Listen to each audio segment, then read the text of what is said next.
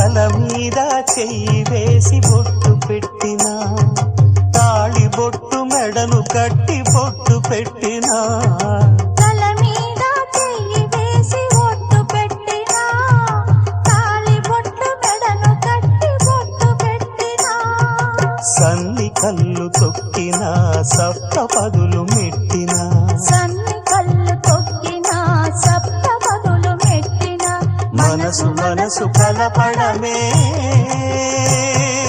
మంత్రం పరమార్థం.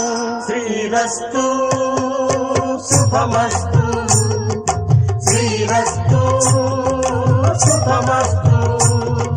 శ్రీకారం చుట్టుకుంది పెళ్లి పుస్తకం, ఇక ఆకారం దాచుతుంది కొత్త జీవితం.